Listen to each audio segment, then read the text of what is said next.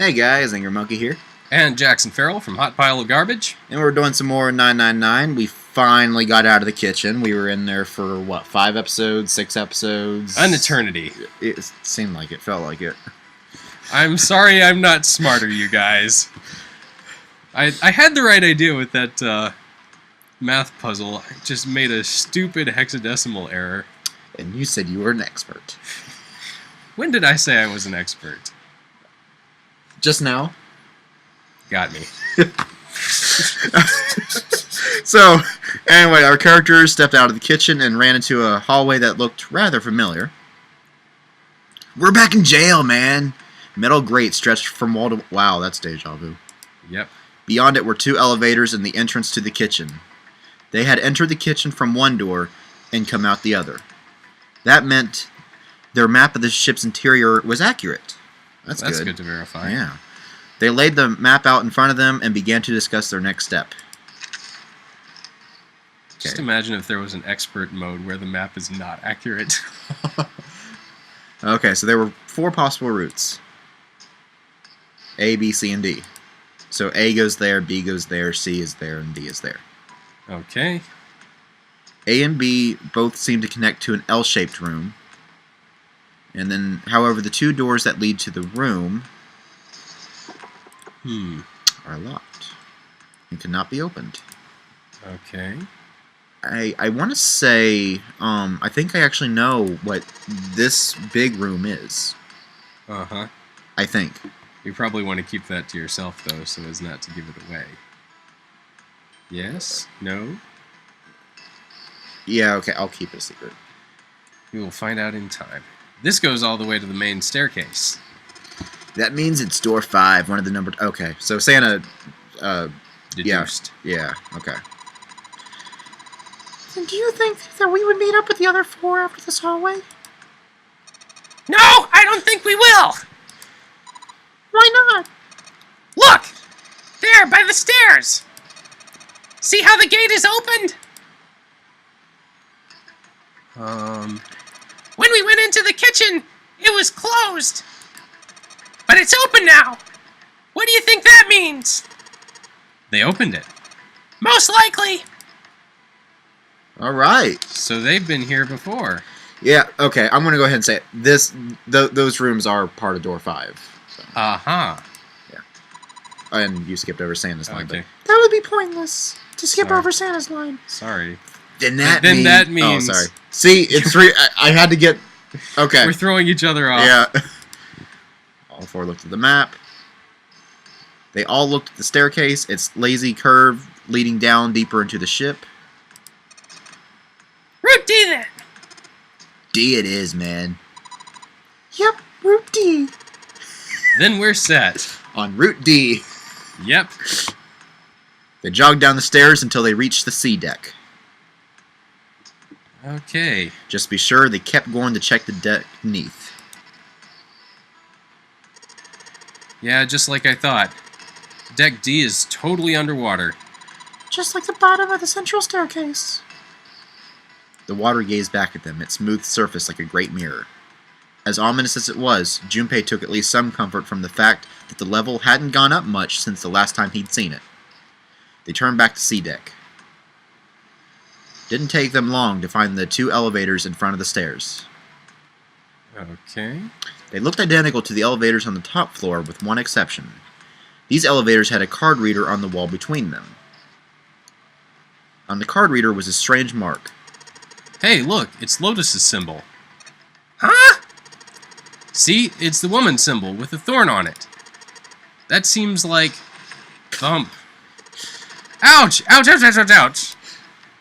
Lotus had taken hold of Junpei's hair. Ah! She began to shake him violently, and he thought he'd heard a low growl coming from her throat. Oh no. Such violence! Junpei began to wonder if she was not the devil itself. With an uncomfortable smile, June spoke up. This is a Mercury symbol. The thorn symbolizes the wings on Hermes' staff. Herpes, whatever, man. If we can't get this thing to work, these elevators aren't going anywhere. In other words, we need a key card with the Mercury symbol on it. Probably. They gave up on the elevator and returned to the stairs. A hallway stretched out to the left. A great many doors lined both sides of the hallway. They weren't sure how many, but certainly enough to be discouraging. Gosh darn, if we try and search all these, the sun's gonna go down before we've done half of them, man. I think the sun's already set. I have a feeling this ship is the only thing that's going to be going down anytime soon. That's even worse. Well, we can come back to this hallway later. Let's check the hallway on the other side, shall we? Frustration and fear building, they walked back to the stairs. To their right was a small hallway. Quickly, they headed into it. It was approximately the same size as the alcove in front of the stairs. The hallway led to the stern, and at its end was a set of double doors. Looks like multiple sets of double doors. Let's open it. Junpei nodded and grabbed the one closest to him. He gave it a small tug and felt it move. It was unlocked. Thrilled to have found an unlocked door, he threw it open. Chunk. Alright, somewhere to go. Junpei didn't know what to make of what he saw. I don't know what to make of what I see. It's a bunch of cots? Yeah. He simply stood, unable to speak. The other simply stared, open-mouthed. After a few long moments, Santa managed to speak. What is this? A massive room stretched out in front of them. More a cavern than a room. Its vastness was oppressive, and it bore down on the four companions. It was not empty, however. The entire room was filled with lines upon lines of beds. They were simple things, little more than pipe and thin mattresses. Is this a hospital? He had at last been able to put a name to the harsh scent that pervaded the room.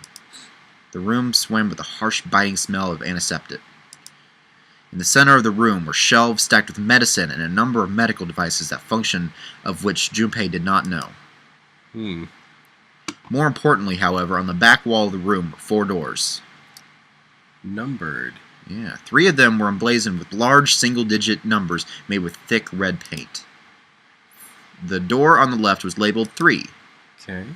The second door from the left had no number, but the third had been given a 7. And the rightmost door had an 8. There could be no doubt they were numbered doors. It did strike Junpei as strange, however, that the door between 3 and 7 should be blank. What, he wondered, could it mean? Perhaps are we supposed to infer the number? Let's take a look at the doors. Yes, that sounds like a good plan. Junpei headed towards the doors, weaving his way between the beds. Well, we know it's not door 4 or 5, because we've already seen those. He started with door 3 on the left and moved to the right until he reached door 8. Okay. 3? Nope. Nope. Nope. And... no. It's no use. It's no use! It's no use! Well, of course. If it was that easy to open these doors, what would be the point of the notary game?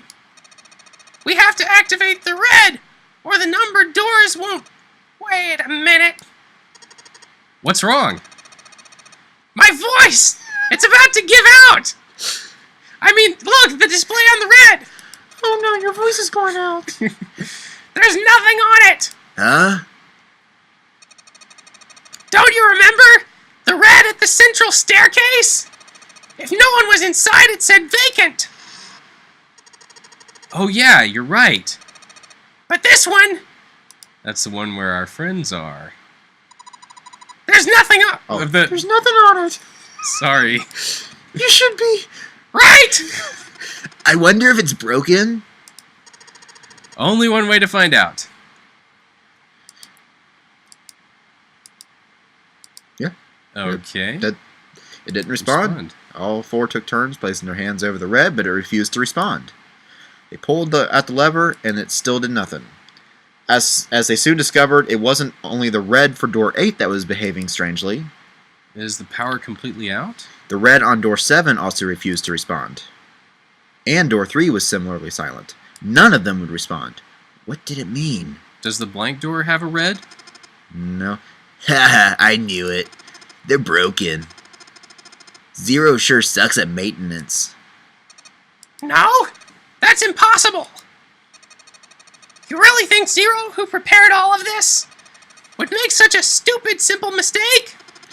Maybe, but that doesn't explain why this thing ain't working. It was at that moment they heard a voice from behind them. That's, the prince, right? Yeah. I believe the bottom of the device has been removed. They spun around to see... Snake! Yes, Snake! I can't see you. Snake!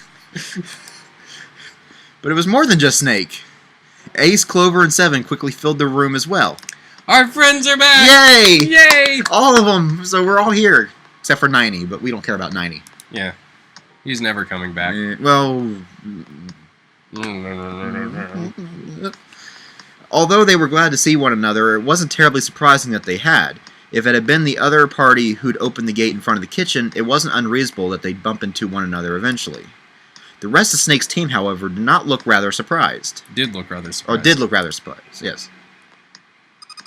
How? How did you end up here? After a moment of silence and surprise, everyone suddenly began to talk, desperate to exchange information. They talked about the rooms they'd been through, and how they'd end up in the same place. Of course, none of it was very useful information, but that hardly mattered. They were happy to simply see one another again. And it gave the narrator something to narrate. Although the level of cheer varied greatly from person to person, each one of them was wearing some manner of smile.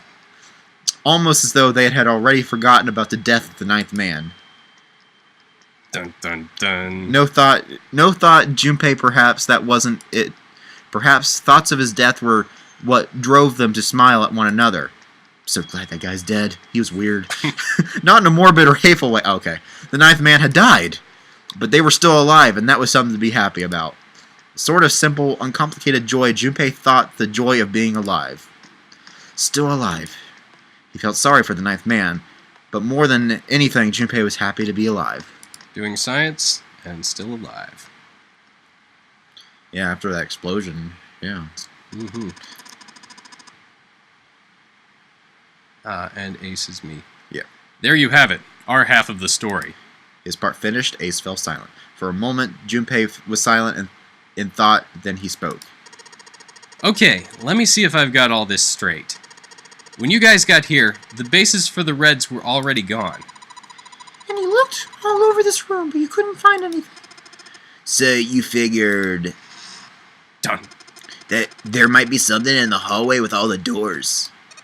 So you went in and had a look? Yeah. And while you were looking around, you heard voices? Whoa, that was really high-pitched. So you followed the voices and came back here. Indeed. And that was how we found you. Junpei examined the three Reds again, just in case. Still broken. On the bottom of each was a long, thin gap. It looked like a slot for something. Probably something electronic. Okay. Well, this isn't good. The red isn't active. We can't keep going. Well, what about the hallway over there? Isn't there anything anywhere else we can go? No, there isn't. There are plenty more hospital rooms, but nothing else. Hospital rooms? That's what's behind all these doors? Yes. There are a number of individual rooms in addition to this large one. There was a door at the end of the hallway, but it was locked. There was an astrological symbol engraved near the keyhole, however. I was able to get a good, feel of it. I believe it was the symbol of Jupiter. Not again, man. Those gosh darn things are everywhere. I wonder what they mean. For a moment, everyone was silent, deep in thought. while we're asking what these things mean, what's the deal with this room? I mean, I thought this was a cruise ship, but I can't imagine a cruise ship would have a hospital like this.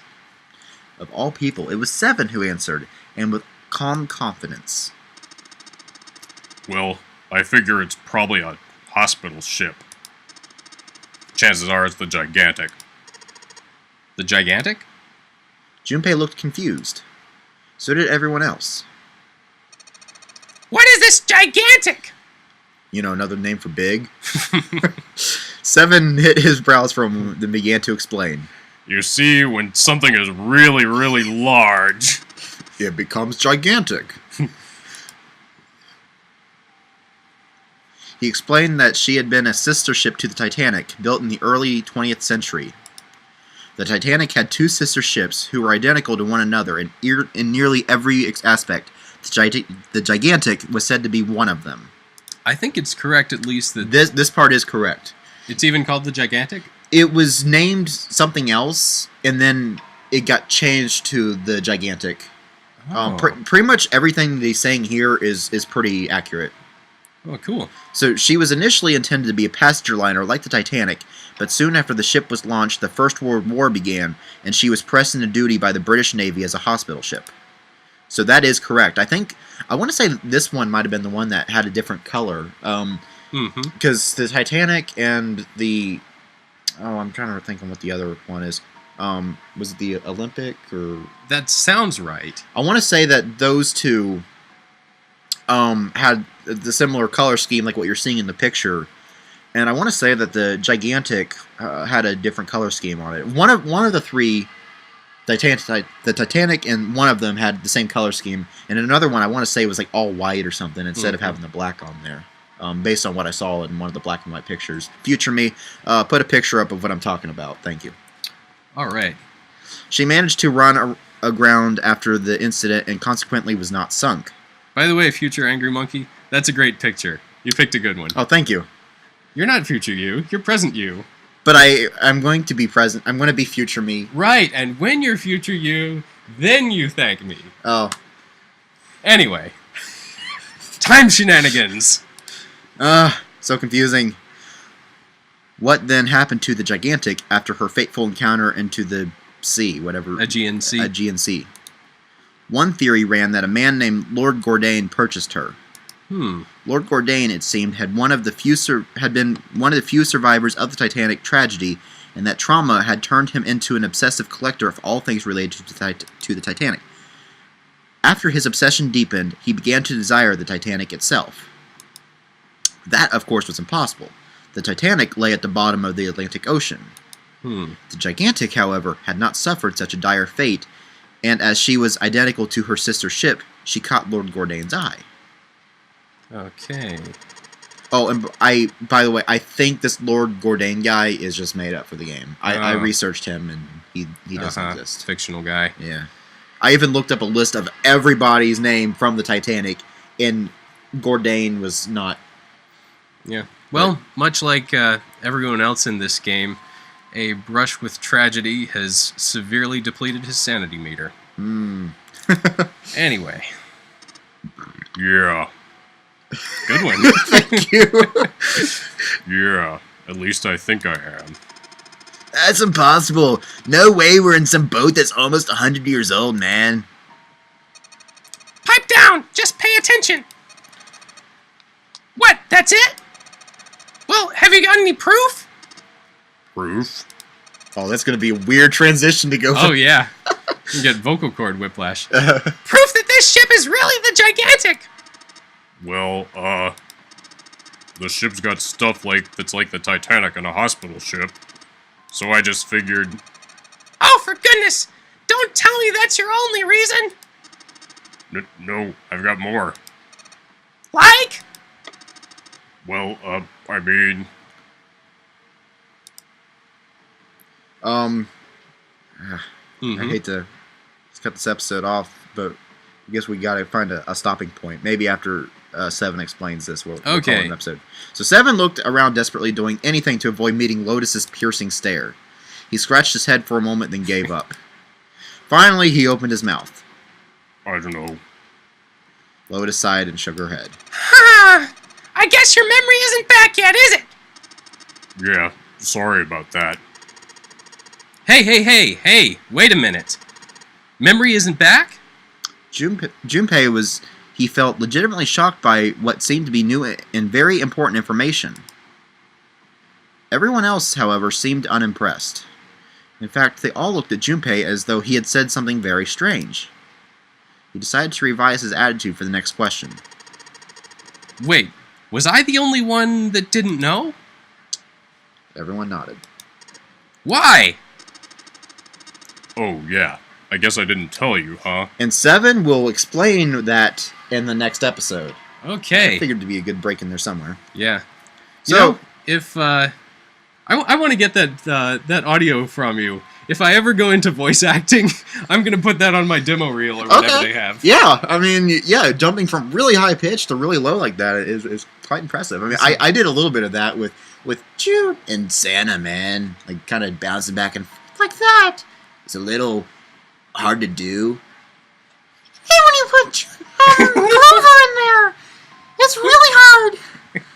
Ow, that This is hurts. gonna be our big break, man. We're gonna get discovered, and we're gonna Yeah! be famous voice actors. All right, We're gonna get into Funimation, here we come. Anyway, guys, catch you guys in the next episode. Goodbye.